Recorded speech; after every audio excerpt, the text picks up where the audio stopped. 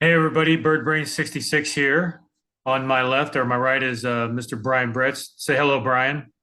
Hello, Brian. What's going on? Awesome. You did exactly what I wanted you to do. Hey, Andy, the other side, left or right. Don't know which one, but we're here today to talk about the 2013 Gypsy Queen top set.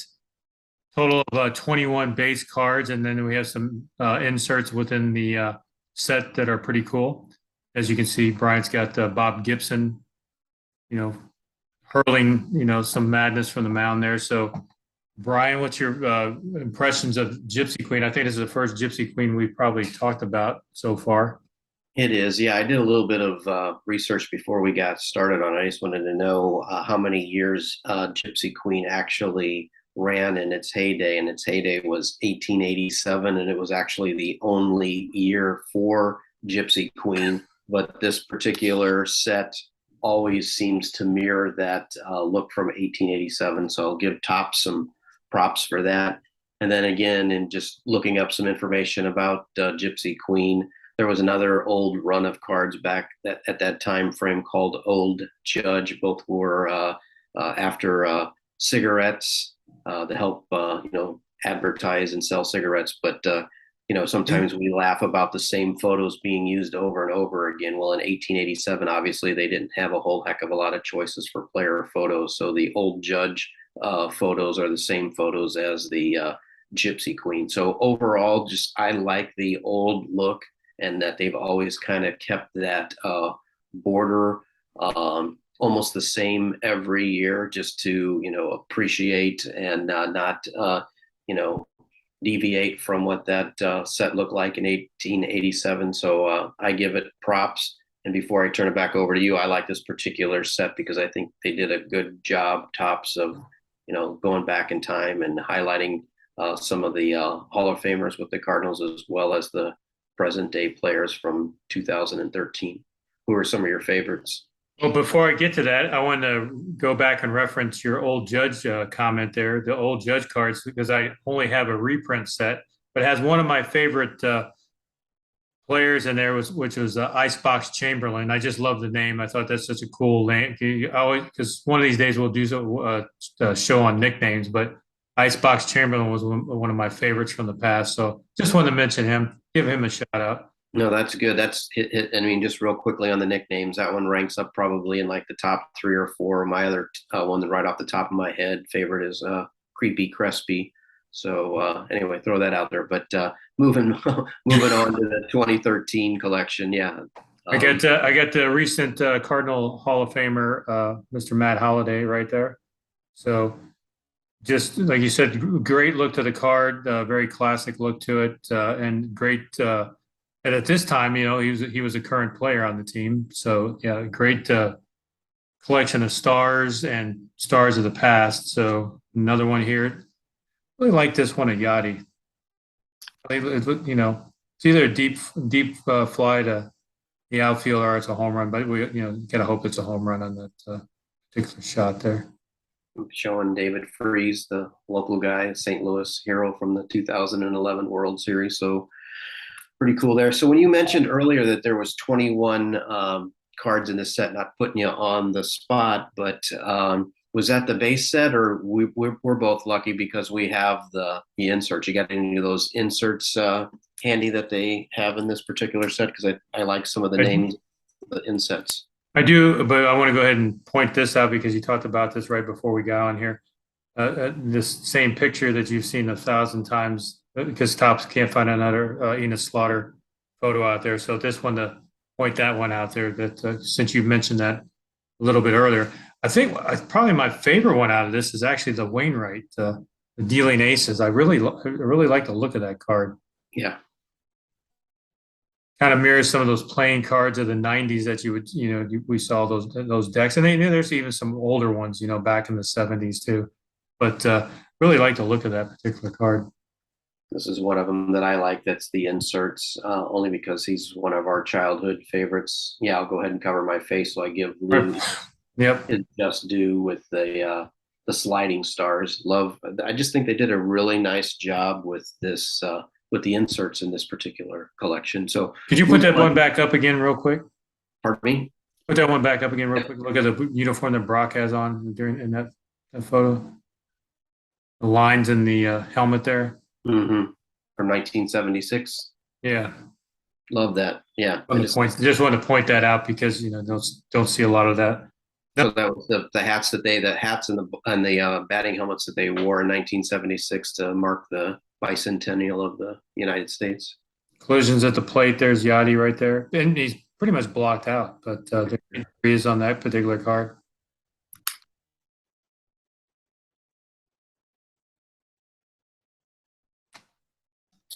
Oh, I thought you were putting one up there. I'm sorry. It's okay.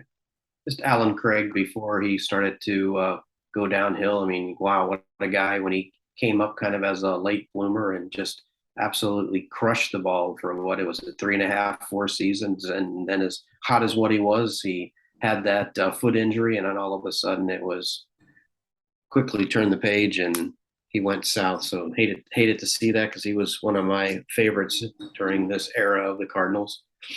Got Orlando here because you don't see a lot of him in these sets. So love the fact that they include him in this particular set. So always like to see him. And of course, always mention red. Anytime I get a red Shandy's card, always happy about that.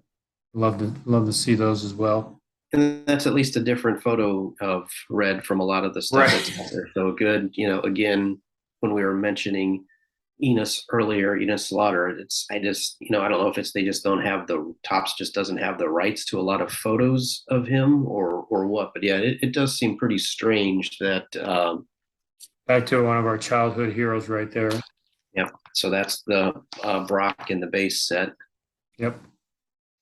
And here's one that I like too, because you always see the different ones of Ozzy, but I really like this action shot of him, whether or not he's, has turned first and is going to second to slide head first after a double, or is this, him stealing second base? I'm leading to believe that this is more of a single that he's trying to turn into a double to slow. But he's got some serious error in that. Does. I love this. I mean, I don't recall this particular photo of Ozzy being used a whole heck of a lot in the collection of almost 500 different cards that you and I have in our collection. I know. Alone. That might be the only time I've ever seen that. Yeah. So that's one of my favorites. And then I was pulling out the other one out of the sleeve here, just of him in general.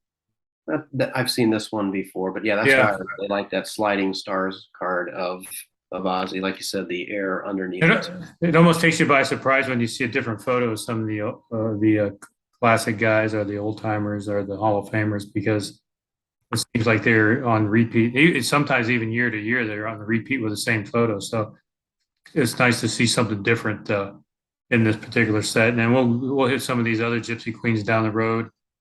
And but great little set, very inexpensive if you want to start off collecting Gypsy Queen or instead of things like Heritage, which are a little bit more expensive for a collector. If you want to if you're starting from scratch, but nice inexpensive set to go with.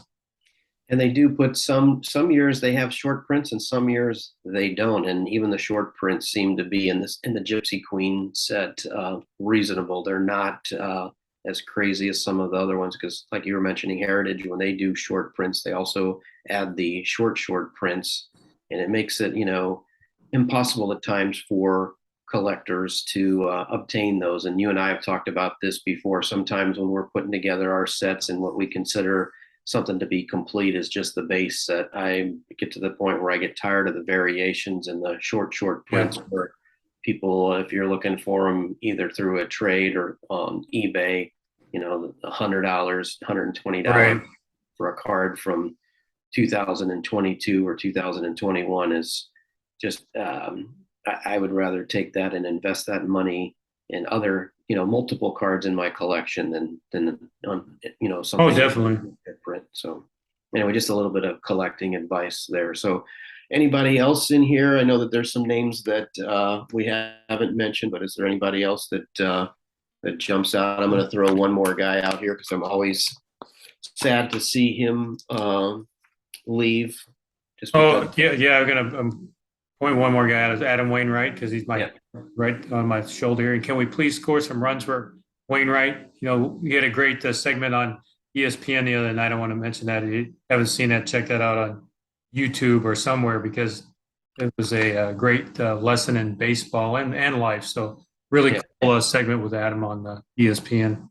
Yeah, and the guy that I was just showing here was not Adam. It's just Lance Lynn. Here was a guy that when he first came up, LaRussa wanted him to, be in the bullpen, be the seventh inning guy, and he finally, after he struggled, I can't remember what year it was, he finally convinced Tony that he always wanted to be a starter, and then he ended up being a starter, and And he's still continued. pitching for Tony right now. Yeah, and still is an innings eater, and that's just that's amazing how Tony let him, walk in the front office, let him walk, and then the irony of Tony coming back and managing in his, when he's 1,000 years old, and Lance Lynn is 500 years old and is still eating Yep. innings is pretty amazing to me. So, but anyway, no, I think like you said, I like it.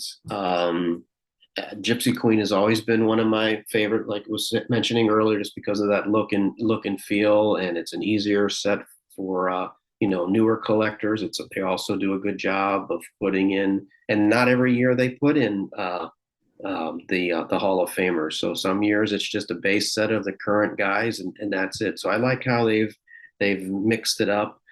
All I ask if Topps happens to see this is, hey, how about you give some of the newer Hall of Famers some love, like Simba and maybe Tommy Herr and John Tudor, some of the, not only Cooperstown Hall of Famers, but some of the St. Louis Cardinals Hall of Famers, which also includes your other boyhood hero, Julian Yep. Javier, recent Cardinal Hall of Famer. So anyway, and talking about this too, sorry folks, this is sometimes Andy and I talk these things through on our show before we close out. How about we do the next one or two shows on the current list of all the Cardinal Hall of Famers and pick some of our favorite cards of each one of those and showcase the Cardinal Hall of Fame. Perfect. Sounds like a great idea. All righty. Well, since you opened, unless there's anybody else you want to quickly showcase, I think No, I think I'm good. I was going to pull up the Jaime Garcia, but I decided not to this time. Very good. Jaime is an Achilles heel to Andy and I. We both have a ton of them in our collection, and he's always been an enigma. Great, should have been a great lefty. I know he had some injury problems, and I don't know what some of the other issues were. I'll leave that for another time and in place when we have a Cardinal insider on our show again here. We can ask that question. But great set. Hope you guys enjoyed this episode of Bird Brain 66. Again, we're Brian and Andy Teague. I'm Brian Bretchen. He's Andy Teague. You can find us on Facebook at BirdBrain66 and on Twitter on BirdBrain66. And with that, thanks for watching. Thanks.